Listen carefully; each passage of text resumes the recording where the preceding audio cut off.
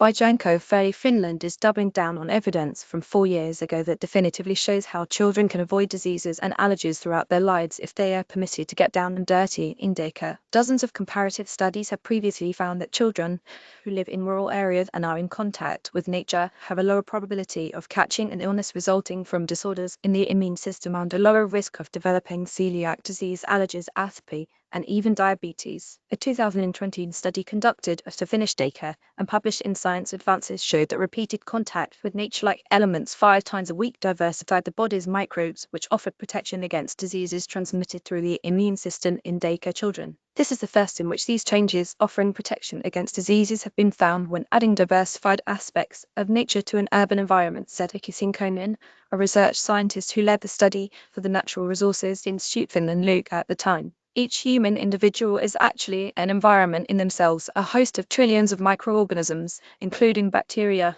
viruses, and fungi.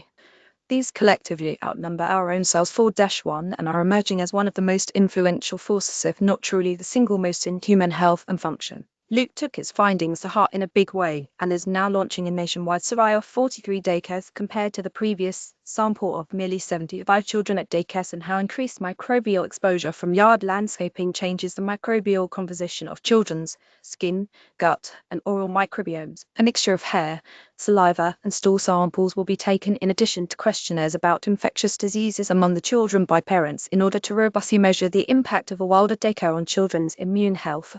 The Guardian recently reported on some of the fruits of this initiative, which saw 1 million in grants given out to the 43 daycare centres for the purpose of adding more garden space, planter boxes, compost heaps, and other such natural features to their properties. Sinkkonen was there too, inspecting a chocolate cake baked with love out of mud and sand by a 5-year-old at Humpila Daycare Centre in Lahti, north of Helsinki. The daycare boasts a vegetable patch, which uses the daycare's composter to provide dirt-covered, healthy veggies for the centre's kitchen. It was the location of the original study from 2021 and is now the flagship daycare in the new, larger trial. Finland News, potential new source for drugs to fight antibiotic-resistant bacteria found deep in Arctic Ocean. Sinkkonen's original study with Luke at Humpila identified lower levels of Clostridium bacteria linked with inflammatory bowel disease in the 75 kids' gut microbiomes. Their blood samples showed higher levels of circulating immune agents called T cells, while their skin carried lower densities of infectious disease-causing Streptococcus bacteria. If that profile can be replicated nationwide, a huge financial and health burden could be lifted from the national community.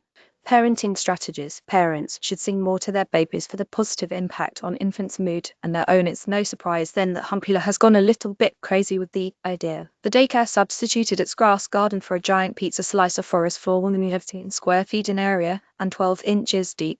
It came preloaded with wild lingon and blueberry seeds, which grew into plants, which produce berries, as well as bugs, mosses, and lichen, and most importantly, God only knows how many trillions of microbes. This area has not been forested for 200 years, so this is a substitute, Sinkkonen told The Guardian.